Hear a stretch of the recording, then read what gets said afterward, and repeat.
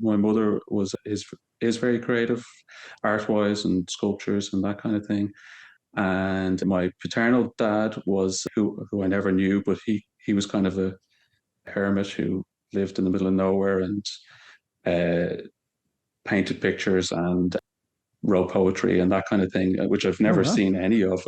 And I guess he died about 8 years ago, so I never actually got to know him. But I think as a young when I was young, I was probably quite angry at him, and I probably rebelled against that Sure. creative side. I didn't want to kind of engage in those things because it was probably something I seen as part of him. Um, and when I look back on it now, I know that he probably did the right thing because he probably wasn't capable of being a father figure to me. Hello, everybody. Welcome to another edition of Writers Drinking Whiskey, your literary happy hour, the show where we are trying to make writers cool again. And it's hosted by me, who's not cool, so it's a futile effort. I am, of course, your host, William R. Hincy, and I am really delighted and honored today to have Irish author Rohan O'Duill with me. And I think did I say it right, or did I butcher the name just now? Perfect. Beautiful. Beautiful, Bill. Perfect. You said it Perfect. perfectly. That practice pre-show, it does it for me. So let me give you the cliff notes. Well, actually, I shouldn't say cliff notes. I like to say whiskey notes version on the show because I'm very theme oriented. So you're the author of I have Cold-Blooded and Cold Rising. You're also an archer and a chef, which I'm always really like happy to hear about the other things people do. So I will certainly have questions about those. And then you recently started your own YouTube. Well, I recently became aware of it, so maybe not recently started, but you have your own YouTube channel, which is Rowan's Science Fiction and Fantasy Stories. Yeah. So, I did recently started. I had been doing a podcast on Substack for the last year where I do just the first chapters read. So I just read the first chapter of an indie book. And yeah, some people like Irish accents. So that was going down Sure. quite well. And then I kind of thought I'd move it onto YouTube and then expand doing a few other bits and pieces when I started a BookTube channel. So finding my feet on YouTube, I've kind of I'm about a month into it now, and yeah, just slowly. I don't get that much time to record a lot of things, so just try and get something small out regularly, and then maybe monthly interview or a bigger podcast. So that's the plan. Very cool. Very cool. I'm excited to see where it goes. So, and where I like to kind of start us is, we already mentioned you're in Ireland, but maybe you can let us know like where you are in Ireland, generally, and what's the best place to get a drink there. Okay, so I am in a little town called Bray, which is just south of Dublin. So it's pretty much at this stage a Dublin suburb because Dublin has kind of grown Mm-hmm. and so a lot of people who live in Bray would commute into Dublin. It was a Sure. seaside town. It's got one of those beautiful, I guess, Victorian promenades down at the seafront. So you can go down and stroll along with thousands of other people on a Sunday, on a nice sunny Sunday. And Sure. there's plenty of pubs down there. There is probably the most famous one in Bray is the Harbour Bar. So that is down just where the at the harbour. It's I think 1820 something it started out. And it's gentrified a bit now in the last kind of 10 years. It got bought over by the people who own another few pubs, and it still has a lot of the character. You just pay three times more for your pint of Guinness than you did Of course, right. 10 years ago. So Uh-huh. yeah, so that's the probably the best place to go locally for a pint. Yeah. Okay. Very good. Good to know. I plan to go back. We went to my wife has family in like the London area, and so we had gone out right before COVID. We went out like 2 years in a row. And in fact, I think we are going to go out the COVID year, and then COVID threw everything up, and so we have in fact we haven't gotten back since. But we had made a trip over to Ireland that was way too short, and I was like, okay, we really need to go back and kind of spend a couple weeks and get to explore the island. Because we didn't Definitely. realize we were like we're gonna go to London, then we went up to Edinburgh, then we're like let's go to the Highlands, and then let's go to Ireland, and then we had to go back for the wedding, and then we're just all exhausted, from there. But I'll have to keep that on the list. Yeah, and I'd say if you come to Ireland, I think the real gems are kind of around the coast. A lot of people spend a lot of time in Dublin, and Dublin's another city. Like, okay, there's a couple of cool things there, but like I would say stay 1 or 2 nights there tops, and then like Right. around the coast. You need a car. You have to rent a car in Sure. Ireland. It's there's no other way of getting around. Probably like where you are yourself. I'm in Los Angeles. Yeah, there's trains, but yeah, good luck. Yeah, You need a yeah, car to get anywhere. So, yeah. So um, that's very good, very around the good. coast. Lots of beautiful places to eat and drink and just look Right, at the Atlantic Ocean smashing against the shore. Yeah. right. So yeah. Oh, very good, very good. Thanks for that. And then, so what I like to start with then is maybe you could just tell us. I like to call it the author's journey because in my head it's like the hero's journey, that everyone talks about. But maybe you could tell us kind of about your author's journey, kind of where you got and got started and leading up till today. Yeah, so I took a very roundabout route to start writing.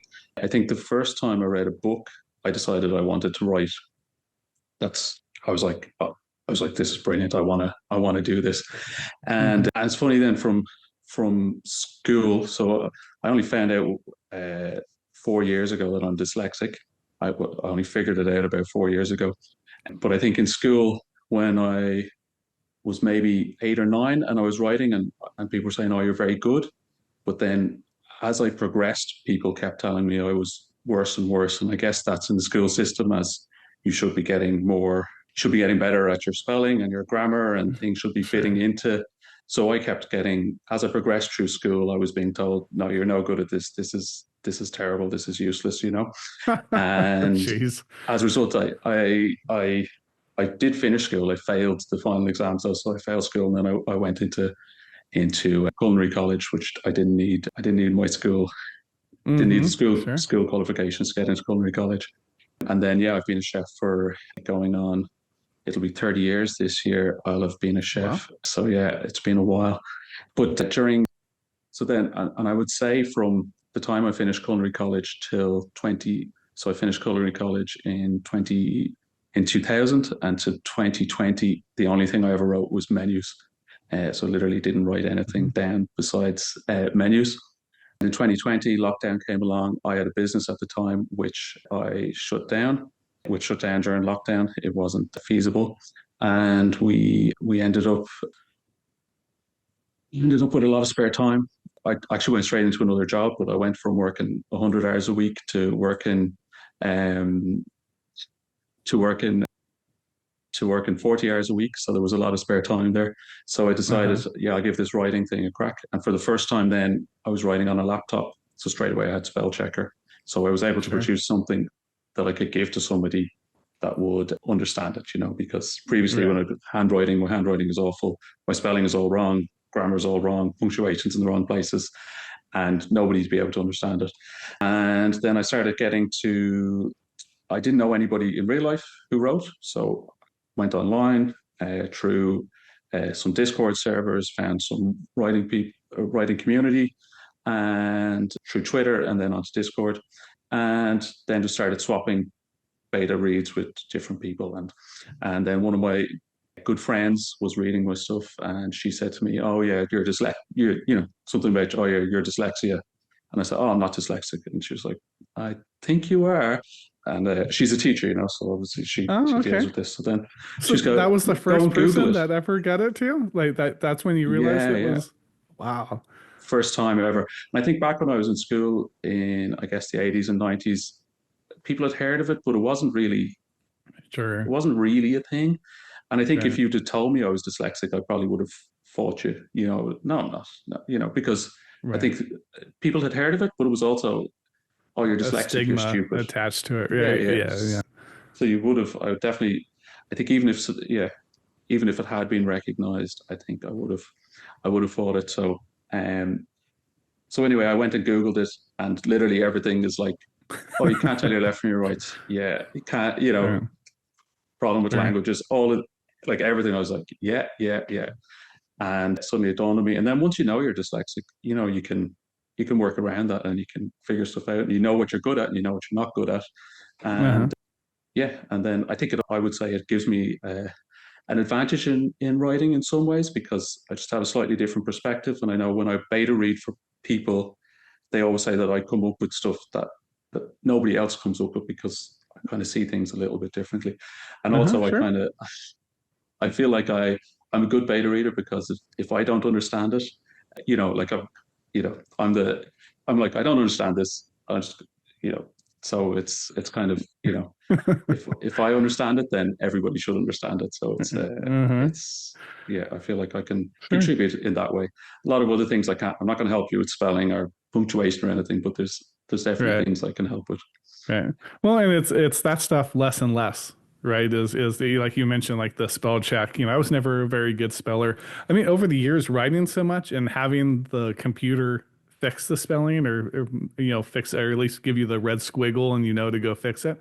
I've gotten better. I'm probably a okay to good kind of speller now just from that. But I never would have been like I was never the kid that was going to study I'm going to read this 5 times, and write it 5 times and memorize it. Like I never had any interest in that. So, and then now with the grammar checks like Edit GPT and all these things, it's like the robots can give you a pretty great, catch all your Yeah, grammar kind of stuff. So, which you learn yeah, from as it goes. So it's actually, it's a lot like the spell check. yeah. And it's interesting that because the grammar checks and like because I feel again as as an Irish writer, I probably write a little bit in Hiberno English, so the English I use is a little bit different in style and how you write. And as a result, all those grammar checks don't. They're telling you you're wrong the whole time, and Sure. it's quite interesting because the editor I found now he's multilingual, and he's just fantastic at going. Technically, this is wrong, but for you, this is right, and you need to Hmm. keep it like that. So Right. and that's something that those grammar checks Right. can't do for you, because they're just saying, oh yeah, this is wrong, change it, and so yeah, Right. it's great. Like I use a pro writing aid, and that gets it to a certain stage, but you definitely Sure. need a human editor. Well, I definitely need a human editor after that. Oh, I'm with you completely. I don't, I always think about that is that, writers talk so much and like just general people talk so much about AI and all these things. And to me, it's just another tool, right? And it's like, I still want to create everything. If this can help me a little, it's just about getting that little bit of help. Because like you said, like I use a lot of in the book I'm writing right now, there's a lot of like implied verbs or implied nouns. When you read it, it's pretty obvious, but I'm not putting the he there. It's just kind of moving on to what it is. And it never will like Mhm. that, right? It's like, no, something's missing all of the time. But some of Yeah, them you yeah, can kind of gauge it. I tried Grammarly for a bit, and it was so like obnoxious about ever using the passive voice. And I'm like, I can't go through. Like, I have to, like 70% of this, I have to ignore. Like, can you just give me hey, you could just use a hyphen here, or you did 2 words, put them at 1 word when they're meant to be, right? Little things like yeah, that, yeah, that yeah. isn't a Yeah, stylistic touching the choice. echoes, just all those little things. Yeah, it's perfect for. But Yeah. yeah, definitely when it gets down to actually the actual edit, you can't beat a good human editor. Right, right. So when that happens, because you're not the first person I've had on the show that's talked about, and I've had a few bad experience with teachers, but having like a teacher early on going, "Oh, you're not good at this," or "You can't." Did that kind of kill your joy for it over the time? Did you kind of lose interest from there? Because you said that you read a book and like, "Oh, I want to do this," and then had people giving you good praise, and then that dwindling. Did that affect you beyond the writing too, or was that just kind of something you bounce back from?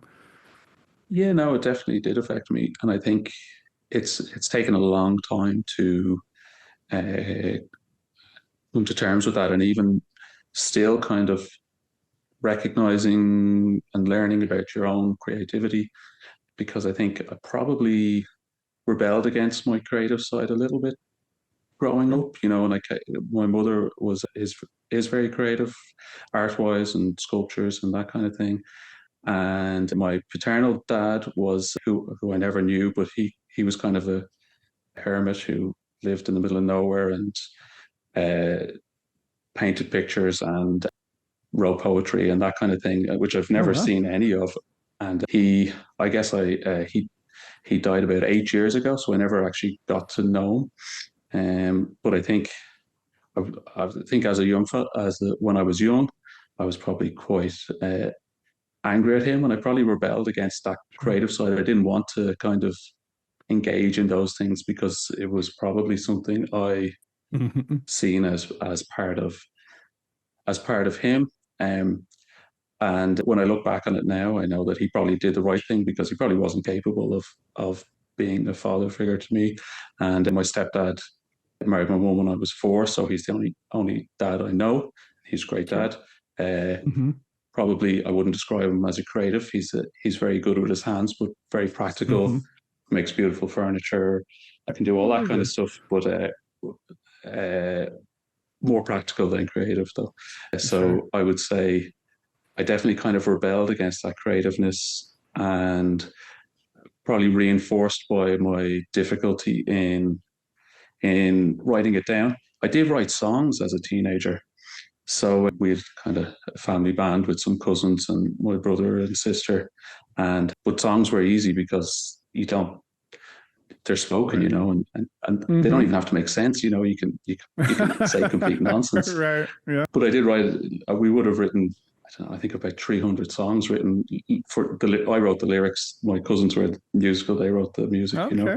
Uh-huh. But yeah. So I think yeah. But yeah. I definitely lost a lot of confidence. Like it's difficult even in the world from like everything you have to do is filling out forms, and when you're a Hmm. dyslexic person and you look at a form and you just, it's like looking at the streams of the matrix. You, you know, there's Sure. all these different boxes that it's just like, you just go, I can't do this. I can't do this. And you avoid those things. And, Right. yeah, so there's definitely times in a lot of times in your life where you're just avoiding things because you're like, I don't want to do that. I don't want the embarrassment of messing Hmm. that up. I don't want to deal with it. And then when you realize that's what it is, then you can make allowances for it, and people will make allowances for you. And yeah, there's ways around it. But yeah, definitely it does affect you. Right. Right. Sure. Sure. No, thanks for that. I think that it's so human too, right? Is that you have that natural urge to rebel against your parents, right? But then especially, right, if he's not around. And I mean, you're probably right. I think that quite a bit, right? If you can't be a good parent, it's better to not be, right? And then him Oh not yeah, being there definitely. enabled your stepdad to come along and you to have, a better life than if he was there and, who knows what happens, right? I mean, all kinds of different scenarios could possibly happen, but and it's hard, but as a kid, you don't get that, right? You just like, just like, oh, this guy, Yeah, didn't want me. What's wrong with me, right? And like, I don't want anything to do with him. I won't write things just yeah, to spite him, So I can, yeah, I can see that completely. So if you're watching Writers Drink a Whiskey, you believe in independent media and discovering artists and creators for yourself. Thank you. You are appreciated more than you know.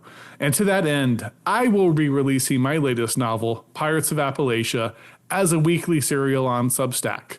What is Substack, you ask? Very good question. It's an app where you can sign up to support independent creators directly, from news to podcasts to YouTubers to a growing community of today's very best short story writers and novelists. What is Pirates of Appalachia? You must not have been paying attention the many years of this show. So, for you in the back of the class napping, which was what I was generally doing as well. Pirates is an epic absurdist satire featuring a band of bootlegging buccaneers who take to the rivers to sack the grandest city-state in the world, Pittsburgh, and prevent its encroach upon the unincorporated lands of Appalachia. Pirates is satire with its buck-teeth bared and ferocious eye set upon everything and anyone. And thanks to your support, it's not neutered by corporate mandates or performative activism. I've been a writer for a long time. My short story anthology, Without Expiration, won an American Fiction Award and was named one of the best indie books of 2020 by Kirkus Reviews. And my Christmas satire, A Fire for Christmas, won 2 American Fiction Awards and an International Book Award. And Pirates is not only as good as those books, it is better. As every day when I sat down to write this, I was challenging myself to become a better storyteller, a better writer, a better person, and a better drinker because it drove me to drink quite a bit. And now my alcohol tolerance is like 3 bottles of Jack, and it's expensive and probably bad for my liver. Pirates will be complete in its entirety on Substack. So if you go on there, subscribe to me, you'll get Pirates, you'll get a free ebook. And for anyone that wants to support the show for $5 a month, you'll also get a lot of behind the scenes stuff on Pirates. You'll get a free audiobook of Without Expiration I mentioned earlier. And you'll get early access to all of these Writers Drinking Whiskey episodes months and months early. And for every 100 subscribers, I'm going to host a Writers Drinking Whiskey happy hour strictly for subscribers. So you'll come on, we will chat, we will have a great time. So support independent storytellers and join the community. The link will be in the description and in the pinned comment. And if you're not inclined to check out Substack, not a problem at all. You can support the channel by becoming a member on the YouTube box or just continue watching. We'll run you a tab. Now back to your regularly scheduled programming. One of the things that gets talked about with writers a lot, right? And rightfully so, it's talking shop, right? A lot of it is the how of writing, right? Like how to do this, how to raise stakes, how to do this. And I mean, I talk it on the show some just because I joke, because with the name Writers Drinking Whiskey, I'm ethically mandated to talk some writing talk, at the Talk Some shop. But what interests me even more is the why, right? So you have that background, you kind of rebelled against it, had known you'd wanted to do it, but, kind of rebelled and then went all those years, right? Not writing anything but a menu. What is it like? Why do you feel that compulsion to write, and why do you think it kind of sprang up again all these years later? I think, I would say there is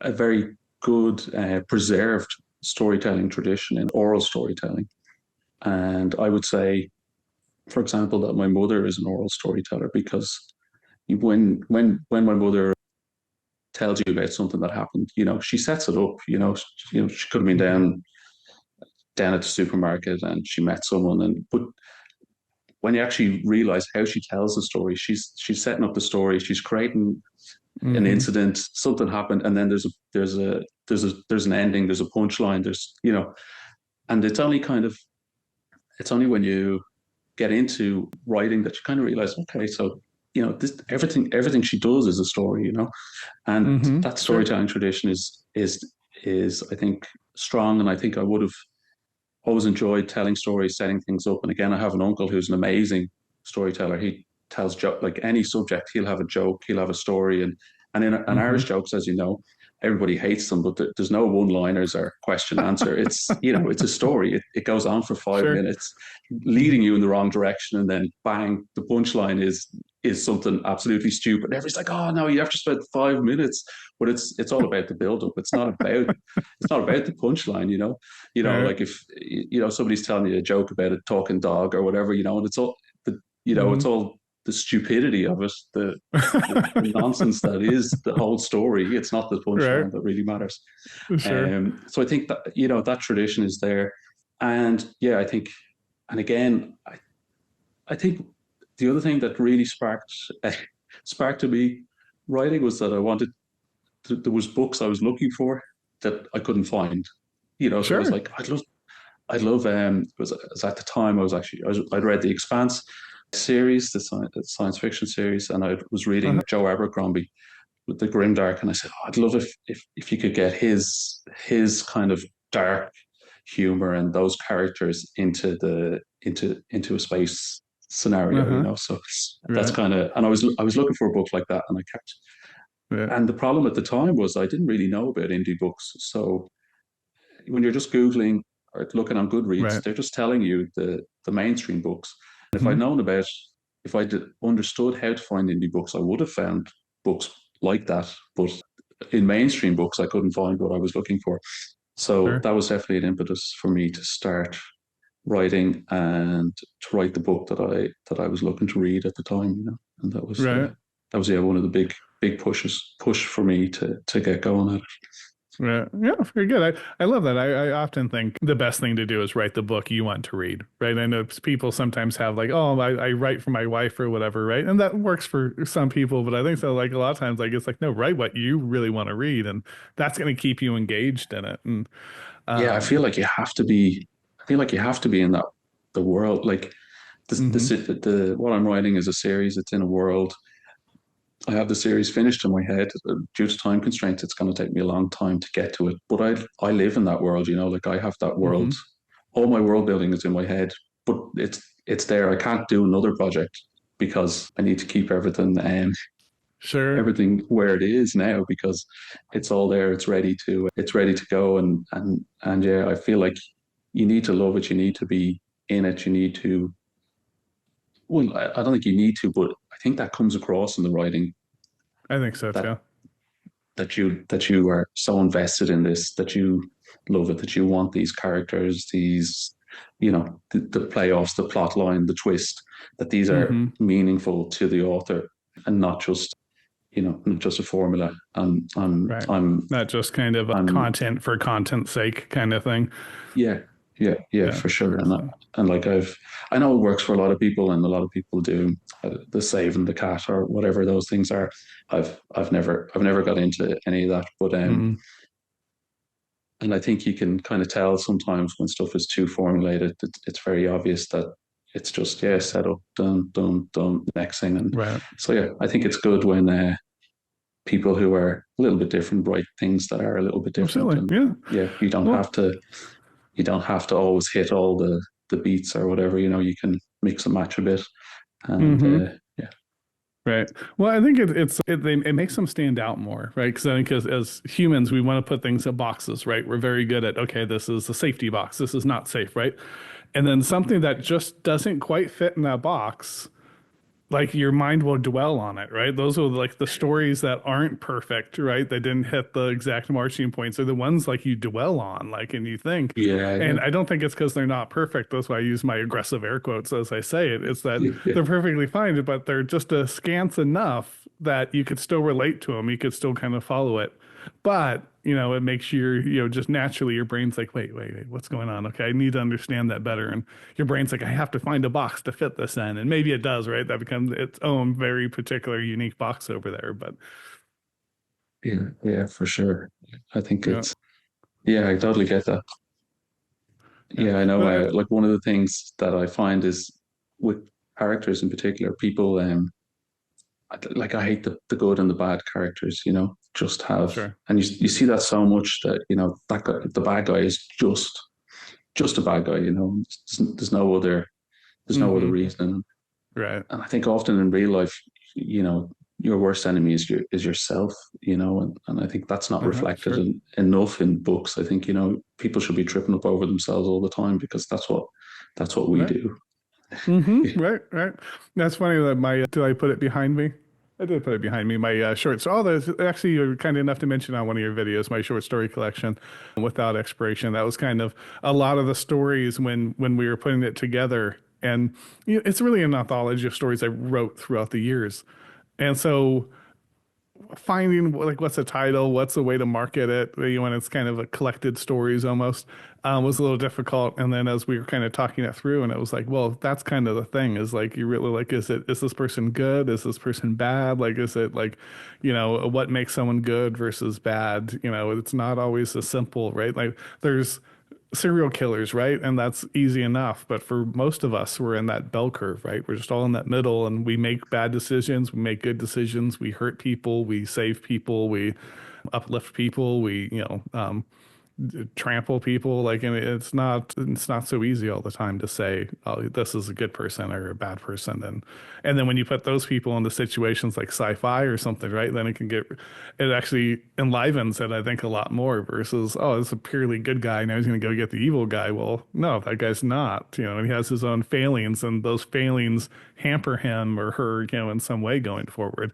The reader can relate to that and take that home in a much, more authentic way. Yeah, yeah. Actually, I started on your anthology. I only got through a few stories, but yeah, excellent. I really enjoyed how some of the stories were so quick to, they were Hmm. short, and it was Sure. almost like, yeah, it was almost like a song or something. It was, you were Uh-huh. in, out, and it's, yeah, but Yeah, they are, excellent right? stuff. So Oh, yeah, okay. Awesome. Thank you for that. yeah, Yeah. very very much enjoyed what I've got to so far.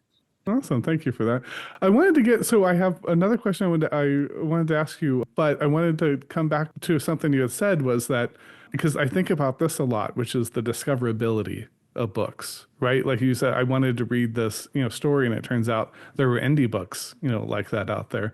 But with the crazy amount that's on Amazon, right? It's next to impossible to really find new stuff on Amazon. You can, but who scrolls to page 26, right? And so then Goodreads, it does tend to tilt to traditional publishing and things, and traditional publishing kind of has its bent, right? So how did you go about finding those books? Was it just kind of getting on Twitter and interacting with people, or was there another way? Yeah, no, it was basically getting on Twitter, finding writing groups, getting recommendations from people, and finding those books that way. And it's funny, like the what I would say, my experience in the last few years in reading has been that traditionally published books are kind of in they're in the center. They're safe enough. They've generally, for the most part, like there's some are brilliant, but for the most part, a lot of them are quite put them in the mediocre kind of bracket. But then Sure. the indie books, you have these amazingly different books, which are ones that wouldn't Mm-hmm. get published Right. in traditional publishing. And then you also have the ones who think they're amazing writers, have decided they don't need an editor, Mm-hmm. and Okay. it's unreadable, So you kind of Right. have it's just this there's this risk of, and that's the problem with indie, because yeah, there is these amazing books, but you have to find them among books that aren't. Right. Maybe those books are really good, but I think the biggest thing is they're under edited, and there's so many Mm-hmm. under edited Yeah. indie books out there, and Yeah, they're kind uh, of half baked, right? It's like some of them you read and they almost feel like a first draft, right? Like it's like okay, there's that you can see it's not edited. Also, like oh, there's a cool idea here, but we haven't got to it yet. yeah. This wasn't really ready to put out for people to buy. This was something you needed to work on a little bit and really flesh out and polish, and then put it out there. And then you have the other indie authors who have had 50 people pay to read their book, who've put it through years of Mm-hmm. testing it and had it edited properly, and this book's a masterpiece. And then I've read trad books, and one I read recently by a big author, and it felt like a first draft, because I think probably Yeah. it didn't get the time, because Mm-hmm. the I presume the author wrote it, sent it to the press, they did a little Right. bit of There's editing, that or to machine the of it, right? publisher, yeah, Yeah. and then there it's out in the world. So it actually got less editing and less consideration than a lot of these Sure. indie books, who are in good writing groups, who are getting good feedback from numerous people, and Mm-hmm. who are using a good editor. And Right. yeah, it's yeah, it's it's just such a shame that these books aren't, they're just it's and I see these books and I think this book is amazing, and it's got 45 ratings on Goodreads, and it's like, Mm-hmm. Right. Oh yeah, no, it's hard, right? I mean, yeah, there's so and now with the AI books, right? And so now you're going to have these people that aren't I I I forget who I was when I was talking about it in one of these shows, but it was almost like we need to start thinking about our wording, right? Like in a movie, there's a director, there's a producer, then there's the writer.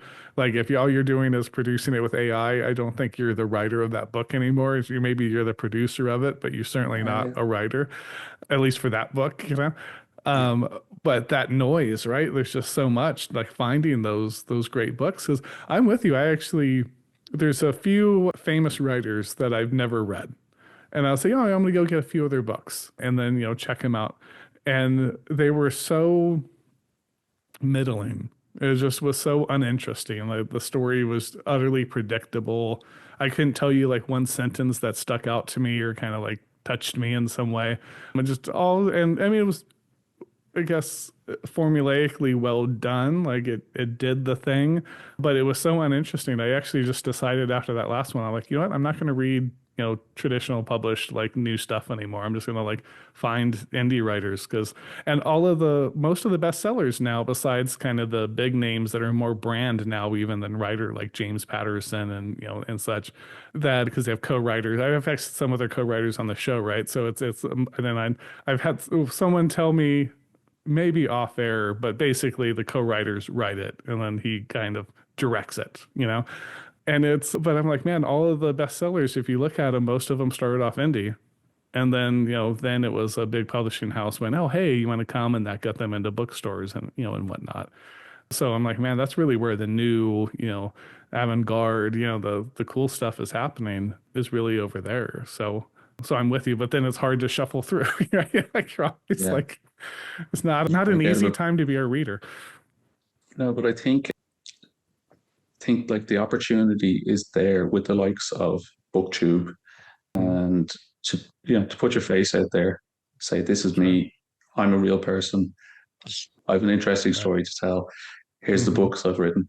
So the opportunity is there, and I guess the problem with a lot of people, like I quite like meeting people online and chatting to people and doing it, but a lot of authors are don't like that. They don't want anything to Right. do with it, so it's a lot more difficult for them. But yeah, I think there's a big opportunity there, especially with the rise of AI and how obvious it Hmm. is that when you can put your face there. Here's my Sure. face. Here's my book. Here's my Sure. Yeah, story. amen. That Hmm. the opportunity is there if we can break through the babble, all of Right. that noise. Yeah, Sure. Sure. I often say do what AI can't. And it's also what other people won't, right? It's like so that and that's like I love that you're doing the book too. I was really excited when I saw it. So I don't love social media. It's just not my thing too much. I mean, granted this is social media, but I like to actually sit and actually get to know someone. I'm like, oh, I'm gonna sit and like chat with you, right? I always make sure I set enough time. I have nothing else going on. My full attention to everyone coming on and like, getting to know them. That feels very different than kind of going through tweets or Instagram or the TikTok and these things. But I think that is, something that if you do it, then that's the, authenticity I think people are craving, right? And they're going to crave more and more as more and more, AI and stuff comes out. They're going to want that like meaning, some actual authentic people there. So I think you're doing it exactly right. Is yeah, get your face out there, talk to people, let them know who you really are and things, and I think it'll do great for you. So I'm excited about it. And speaking of great, I like to ask this question. So you're in the sci-fi kind of world. So Ken Liu, author. So I did Dandelion Dynasty and things. So I had him on the show, a super great guy, and he was like, oh, we started. I made my crack about writers drinking whiskey and ethically mandated to talk writing. He's like, oh wait, let me turn this around on you. What are you great at? Like writers never want to talk about it. Tell me what you're great at, right? And we kind of talking, and I loved it so much. I like to turn that around now to the people on the show. So, what are you great at? well, I guess I'll probably talk about archery because I could say cooking as well. Very good. I wanted to talk about the archery. That's awesome. The cooking is, yeah, the day job, so that's maybe a bit boring. So to talk about the archery. So yeah, big Robin Hood fan as a kid. Okay. Read the books. Read, yeah, different books. I remember reading different authors' books on Robin Hood. I loved going out making bows and arrows, but there was no club or anything around me when I was growing up, so I never got into it. But then when I was 21, somebody started in school I had gone to, which I'd left, but my younger brother started, and then they set up a Uh-huh. club in the school, and I went back and started shooting at that stage. And yeah, it was a family affair. My mother was doing it, my brother, my uncle, a couple of cousins, and yeah, we were all big into it. And myself, and my brother, both shot for Ireland internationally. My Oh, wow, eldest that's son awesome. is on the Irish team now. He's been Uh-huh. on the Irish team for the last couple of years. Um, so yeah, really got into it. Field archery was my big love. So field archery, for anyone who isn't familiar with it. So you'll see the it's a bit confusing because the target archery, what you'd see in the Olympics, Hmm. 70 meters is target archery, and then field archery is in a forest. So field archery is more like golf, so you shoot at different distance targets, at different up and down hills, through trees, out in the open, in darkness, light. So you do, of course, 24 targets. So that was the one I got big into and enjoyed. And yeah, shot for Ireland for a good few years. I was ranked in the top 30 in the world in my division for about 5 years. Very Never got cool. past that. It's hard to, it Uh-huh. was hard to break. I spent a long time trying I'm to sure like, you're getting to, I mean, the elite, right? I mean, top 30 in the yeah, world yeah, is pretty amazing. So, yeah. And there's the guys. There was just that gap to the top guys where just that level, and you're trying and you're trying, but especially I guess when you come from a country that doesn't have a lot of facilities or resources that goes into sure, it, it's definitely harder, you know. And sure. you're working and then you're coming home and you're trying to get in. I would say it's an endurance sport. So your training is takes a long time, you know, because you're doing big numbers of hours. So I probably would have been spending 30 hours a week training and then working Uh-huh. 40 hours a week, you know. So Wow. yeah, Yeah. Yeah, that's it's tough. a lot. Yeah, Yeah, yeah, that's pretty amazing. Now, my son, he was homeschooled. So actually, we had talked about my son. He's not dyslexic, but he struggled really to learn to read. And so that was kind of the same thing. It was like, okay, geez, this is like second grade or something still, but it's like, oh my gosh, he's not reading and things, and so we ended up homeschooling him. And I was like, oh, but I need him to get out, right? So I was homeschooling him, but I'm like, oh, we need to get out and get some exercise. And there was an archery club, nearby that did homeschool archery, and I loved it. And now he's gone back to school, and we got reading, and he's back in school, and he's doing great now. But I loved it so much that like I still get the emails every week as if class is on and things, because they would let the parents shoot, especially when there wasn't much, and they bring out the balloon. If you pop the balloon, you get little pens. So I still have all my pens, like sitting there. I was like, I always be so happy. She's like, okay, the kids would try. She's like, okay, parents, you want to go? I'm like, yeah, I'm gonna pop this balloon. So, but that's awesome. That's really neat. The top 30. I mean, nothing to sneeze at. And that's amazing to get that high in anything in the world, right? I mean, there's so many, people and all the countries and everything working at it. That's nothing to sneeze at. it was definitely one of the smaller divisions, but like, yeah, remember having this chat with me and my brother, and we were going, we should have done golf. If we were top 30 in the world in golf, we'd be millionaires. Like, You really made a lot of money top 30 in golf. That's true. yeah, it's like Very instead we're good. paying to go to competitions. So it's like, yeah, it's This is yeah. true. This is true. So I wonder then, so I like to do a section, I call it shots. It's just rapid fire questions here. And I like to start with some trivia. So are you ready? It's Okay, very good. So, being that you're, from an island known for its fairies, I thought I'd ask you about my personal favorite fairy, the Green Fairy, who I think I have behind me. Anyone watching, I have the absinthe dispenser behind me, so otherwise known as the Green Fairy. So, it's going to be questions based on absinthe because this is how my mind works. So, okay. and I keep a leaderboard for this, and the points are doled out very scientifically, and it's just based on how much it amuses me. So you could get everything wrong and still score a lot of points, and who Okay. knows how it goes. So, all right. So number one here, this famous artist allegedly cut off his ear while under the influence of absinthe. Van Gogh. Van Gogh. Van Gogh, yeah, very good, Van Gogh. That's so. Sorry, Because they used to mispronounced. say it had hallucinogenic properties. I think it turned out never to be true, but it was banned for, geez, like almost like 100 Yeah, years or something. In the I States, it think it only got was. unbanned in 2007. Yeah, it was just a percent. It was like 70% alcohol or something, wasn't it? Some of Hmm. the Yeah. absinthe. Yeah, yeah. Oh, yeah. Like It's it's not that not strong at all. hallucinogenic, just really, really strong alcohol. Yeah. Yeah. All right. So, number two, what herb gives absinthe its signature green color and distinctive flavor? I have no idea. When you die, sometimes they say you're sleeping with these critters. It's wormwood. Oh, Grande wormwood. Okay. wormwood. Yeah, wormwood. Okay. True or false? Traditional absinthe preparation involves lighting the spirit on fire. Traditional. I'd say false for traditional. Yeah. You're right, right. It's false. It is the dispenser back there. You drip the water over it. What's funny is I was very fascinated with absinthe. That's why I have that dispenser. We have all this stuff. Actually, for parties, I get little green ice cubes and put them in there so the water's Okay. glowing green. I, in fact, do not like absinthe very much. It's this very black licorice tasting. but I like the whole process around it. I think it's fun, but I don't like the taste very much. All right, so and then two more here. So this American writer famously discovered absinthe in New Orleans and wrote about it in the book For Whom the Bell Tolls. I have no idea. Oh, I thought the book would give it away. That's Ernest Hemingway. Oh yeah, I should have. Yeah, I was afraid of looking stupid. I was gonna say that, and then I was like, if I get this wrong, I'll look really There's stupid. So no I just say looking I don't stupid. know.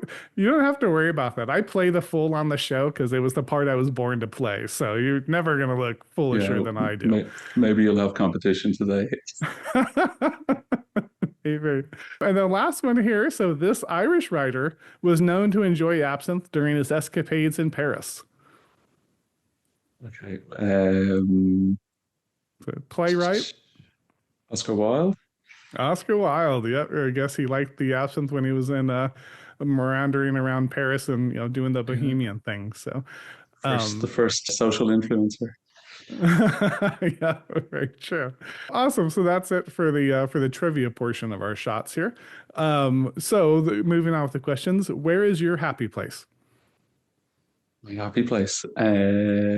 Probably happiest place. Probably sitting in a boat on a lake with a fishing rod in my hand. Mm-hmm. Not necessarily catching fish. I just a nice sunny day, Just the rod yeah. out. I'm not. If I catch something, great. If I don't, I've had a nice time. That's probably yeah. Yeah, I'd say that's my sure. happiest place. Yeah. Sure. Yeah, I like that. Have you ever witnessed anything inexplicable? No, but I think I have because my mother's told me all these stories. It's like And then secondhand witnessing. yes, I was there, but as a kid, and one of the stories. So we might as well tell it now. So we were in this house, Strokestown House, which is down in Roscommon, and it's now a famine museum. But at the time, we were on our holidays, and the archaeologists were in. The state had taken it over, and they were turning it into a museum. But at the time, they were going in and taking the place apart, and it was a big old house, and it would have been one of the planted gentry there that owned it, and it became a family museum because they sold everybody into in indentured, and sent them across in the coffin ships. Okay, so they just sent all their people off, not very nice people. So that's why it's a famine museum now. But my parents went in, and my mother's a complete blagger, so she just went in and said, "Oh, is there any chance we could have a look around?" And one of the archaeologists was there, and it's like, "Oh yeah, we'll show you around." So they're like, "We just discovered this locked up secret doorway down to a cellar."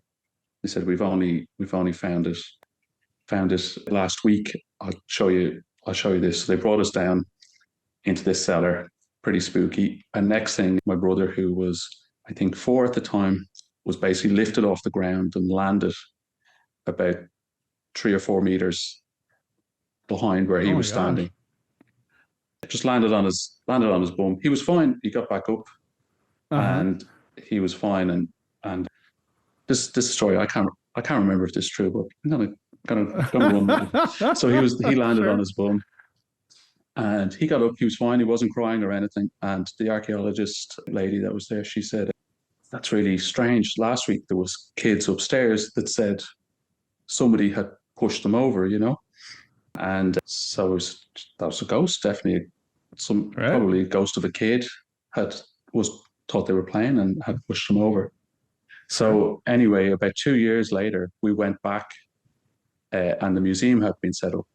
And so my mother went and said, "Oh, I must ask about the cellar, So she asked the guy in charge about the cellar. He said, "Oh, there's no cellar here." And she said, where the door was, they'd put a big bookcase in front of it. So they'd completely closed off the door and just shut it down. And the people there had no idea it existed. Okay, so I thought it was even more time warping. Like there was never a cellar, but there's a cellar. They just did not let anyone in it anymore. Well, that's what we think. Yeah. They just blocked. They just said, "No, we're not dealing with this. Block it up." Sure. And yeah, so that's something that I couldn't explain in sure. science terms. And Yeah, yeah, very good. hopefully it is true. Yeah, I know. I believe it. I believe all the stories. I actually, one of the reasons I love asking that question is that there's certainly people that will like hoax you or right, but I actually don't think most people do. Like I think most people like have experiences. They're just telling you what they experienced. I think the hoaxers is just like the small, tiny percentage that even, some people I think get worried about looking foolish or something, but I'm just like, oh, whatever. You saw a Bigfoot? Like, okay, tell me the Bigfoot story. I have to hear this now. It's all I've ever wanted. So, so moving on, what's the best piece of advice you've ever received? Best piece of advice I've ever received. I will probably stick with writing, and that was to get an editor. Sure. Back to what I said earlier. Yeah, get an Yeah. editor and get a good editor. There's lots of people out there, but find one that works for you. Right. Right. Because not everybody is suited for everybody else, and you need This somebody is that's true. on the same vibe, the same wavelength. Hmm. And yeah, I'd give a big shout out to my editor Dale Stromberg. He has a book out at the moment, actually, Mage, which is a massive high fantasy that's about 500 pages long or 500,000 words or something like that. Yeah, that is massive.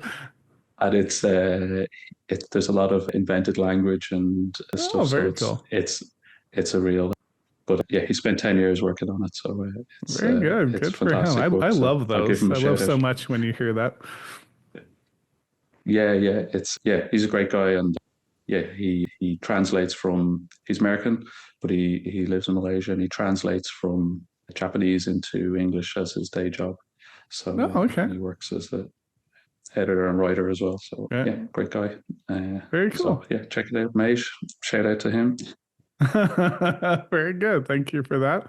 And then last one here. What is the strangest, potentially self-incriminating thing you've Googled this week? My own book is that. I just yeah, I googled my book today. Sorry, this is not self-incriminating. This is just another story. I googled my book today, and I found a website with an interview with me. I went, I don't remember doing this. I was like, is this AI? Is this some scam? And Right? then I was reading through it. I was going, no, this really sounds like me. And I don't know, I must have submitted this interview in like some sleep deprived Right. stupor at some stage. I completely forgotten I had done it. So yeah, that was a strange one I found today. Sorry, I didn't answer the question there, but there was a story to it. No, no, that's funny. Yeah, Uh, that's funny. I like to ask writers. It's a very specific question, is because you never know like what wacky things like we're googling for whatever story, right? So that's funny to hear that. Like, yeah, you're like, oh, what's this interview? And that weird thing with AI, right? You start to like go, what's real and what's not real. It's yeah. interesting, but funny that you Have you realize seen like, those? Have you seen those YouTube videos where somebody has got, or no, maybe they're on TikTok, but somebody has used AI and they have like an AI voice, AI character, and they've basically got your book, they've read, they've scraped the reviews, and then they've uh-huh, made a review out of it. And this AI character it's the weirdest thing ever to see. But like they uh-huh, haven't scraped your book, they've just scraped all the reviews they can find your book, and sure, then have made an AI video, an AI character speaking about it. right, Your yeah, book is probably out there on it. They're all out yeah. there. It's just That it's a is very surreal so strange. thing. Yeah, yeah. Yeah, that is funny. Yeah, it is weird. Weird uses I think some that people come up with AI. I think it's a weird time right now. I think people realize like what's interesting to do with it versus what's just, stuff to do, Yeah, Like the well, fact like that this. AI can make a podcast isn't really that interesting, like can it help you research and things? Like cool. Like that can, help you be a better podcaster. That's a cool use for it. But Yeah, having it just do things for you, that you should be doing seems like I don't think it'll ever go completely away. I think it'll get minimized though as people realize like it's not really interesting. It's just a novelty right now. like it should be doing the jobs. Like I know in my wife's work, they have a specialized AI that compiles the reports for them, and then she said Sure. that's such a tedious job to compile the reports, and then she can Right. check through the compiled report, check everything's right on it, and sign off on it and change whatever needs changing. But the really tedious thing of Right. making it up, and there's a really good use for AI because that saves Yeah. her time Right. in doing tedious work and being able to do spend her Yeah. time doing What more actually productive has things. value on things. Yeah. Yeah. So there's great use for it, but yeah, like getting somebody to making it write a book Yeah. or paint an image Right. or whatever it is nonsense. But Uh-huh. anyway, Right, yeah. right. Awesome. So I did want to get to your book here. So let me start here. So what I we talked before the show that you're going to read something for us. So maybe you can set it Mhm. up and then give us a little reading Yeah, of your work. yeah, sure thing. So this is Blooded. So a friend of mine, Lonnie Bush, he designed this machine. Uh-huh. So that's a mech, and Mint is the main character. She's inside that. But Lonnie designed this in like 3D, so we can make it into a video or whatever. Oh, very And cool. then my friend Rachel Rosen, she did the cover. She did the cover of the first book as well. That's the first book. Very cool. And Yeah, so those yeah, both look great. so just a shout out to them. And I guess this is set in the cold, so it's cold rush. And the idea behind the cold rush is that it's the asteroids at the edge of the solar system that the corporations are now, we've used up our resources, are now fighting over the Right. the asteroids at the edge in, I guess, pitched battles with mech marines and drones. But it's not military sci-fi because I think I focus more on the characters and bits and pieces. It's not all about there's plenty of fighting going on, but Mhm. it's not military sci-fi. I would just to say I've actually all the print books are in a dyslexic friendly font, so I've done it. It's impossible to Cool. do dyslexic friendly for everybody because everybody's a little bit different. This one's good for me, so it's just slightly bigger. It's a semi-serif font rather than most fonts would be serif, and it's just bigger line spacing and slightly bigger font. So it's quite simple, but Oh, very definitely cool. makes reading a lot easier for me.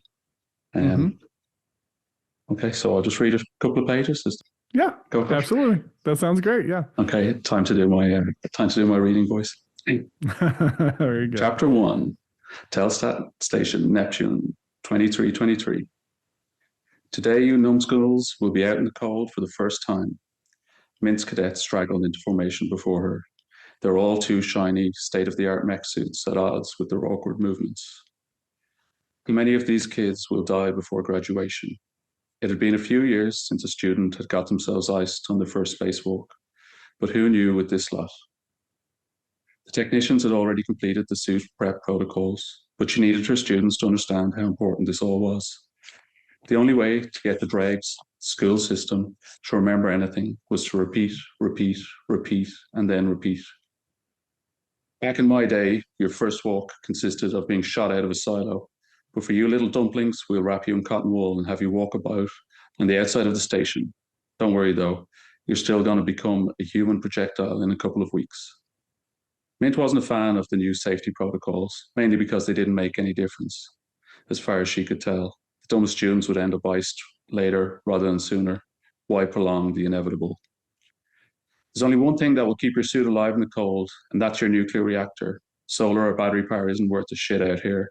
When you stand still, you'll hear your reactor humming on your back. It might sound scary now, but you'll come to love that little purr. Don't get me wrong, if your reactor breaches, you'll die a slow and painful death as your skin melts from your body. She left that in the air for a moment. Graphic imagery was an excellent way to get attention. But you fetus-looking rocksuckers are lucky. The shielding in your suits is much better than when the first Marines arrived in the cold 100 years ago. Your radiation exposure is like a walk in the park. That little nuclear reactor is the best friend you'll ever have. Keeps you warm and it keeps you moving. Without it, you're dead out there. She motioned towards the double-skinned access door, which stretched 30 meters across the station's outer hull. Beyond the meter-thick doors was the cold, and this was the closest any of these kids would ever have been to it. The mech suits shifted nearly imperceptibly, micro movements which betrayed the nervousness of the trainees inside. Fear was ingrained in every person who lived this far from the sun. Temperatures in the outer solar system often approached absolute zero. The trainees had every reason to be terrified. Awesome. Thank you for that. I love the imagery there where you said graphic imagery is a effective way to, get someone's attention. So it was a really, really nice moment. And thank you so much for that. And thank you so much for coming on the show. It's been an absolute pleasure getting to chat with you. I like to say it's last call. You don't have to go, but you'll have to restart the video. What I've taken to asking people this year is, what do you think is next as far as storytelling goes, right? Like there's been revolutions in storytelling, like cinema, being one of the big ones, right? The moving pictures created a whole new art form in movies that persist to today. What do you think is next as far as storytelling goes? I think we might go back to a bit of oral storytelling, I think with the likes of BookTube and TikTok, I think things go in revolution. I think a lot of people have forgotten about oral storytelling, and because I know we watch movies and plays and stuff, but that's being acted out rather than an actual storyteller. And you'll see storytelling coming back now in even the likes of TED Talks and where people are, they're not just they're not just they're not just reading the information. They're giving you a story. They're telling you. They're expressing everything, and they're using the right movements and body language to tell the story. So I'd hope that oral storytelling would make a comeback, and that would be something that's a bit more prevalent. And maybe with the likes of AI coming up, that would be a way that people can kind of, I guess, connect a bit more with people, because we've lost that a bit, especially with lockdown. And I think a lot of people, the connection was lost a little bit. So hopefully, I think, oral storytelling coming back would be good. I don't know if it'll happen, but I would like that to be something that would happen. Yeah, no, I love that. I who knows, right? Who knows the future? But I really do think there is going to be more of a movement, because it is that connection, right? I think people are, there's certainly mental illness, right? And that's a real thing. But I also think there's like a pandemic of just soul sickness. And I think people just are needing something to kind of feed, give them some meaning. And like oral storytelling, actually being in a room with someone, hearing stories, devoting your attention to them, being able to talk and converse and all of those things and interact, I think it's going to be, I think that, we might actually be kind of going in that revolution you talked about. Like now we're like, we had movies, we had all these things. Internet was like kind of cool for a while, and none of these things will go away completely, but maybe the popular thing is going to start coming back to what actually kind of provides some meaning and some actual connection, with people. So I hope you're right. I think there's a good chance you could be. So I'm with you. I'll be crossing my fingers, because I think that'd be a lovely thing to start seeing, be more prevalent. So awesome. So thanks for that. So I can link where, if people want to learn more about you, where's the best place to send them? So maybe to my YouTube channel. Okay. So that could be the easiest, seeing as we're on YouTube. Okay. That'll be best place to send them. You can just check me out there. I use my name on. I'm not one of these people that has funny slang, so you could Rohan O'Duill on any of the platforms. They're my own name. Right. You can find me pretty much everywhere. But YouTube is the thing I'm concentrating on now. So maybe Very cool. people could check me out there. That'd be brilliant. And I'd love to see everyone again. Yeah, very cool. Very cool. So I'll link it up with the video. So anyone wants to find it, they'll be able to find it, linked up there. They don't even have to search you. Just click the description. I'll have you in there, and they'll get straight over to you. So thanks again, so much. I know it's a little late for you now, but you got the kid to sleep, so we're starting the night right. Yeah, for sure. All good. Yeah. Awesome. Thank you so much for having me on, Bill. I really appreciate it. And thanks for all the good work you do. It's been enjoyable catching up on your shows. And I think it's great. So well done. And thanks so much. Thanks again for watching, everybody. And as always, be sure to check out over on Substack. So we have a new chapter for your viewing pleasure. This is chapter 13 of Pirates. It's Mama's Got Dandruff in Her Hair. So check it out. I used to have an old drama teacher that instead of saying the God damn it word, I put a space, so it's like I didn't say it.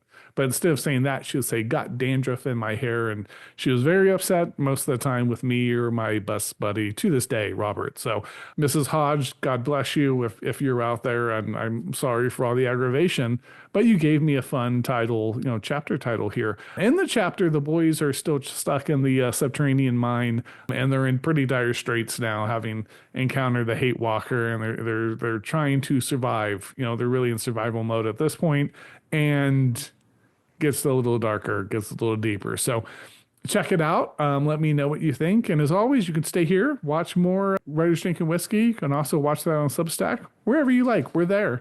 Thanks so much, and cheers, everybody.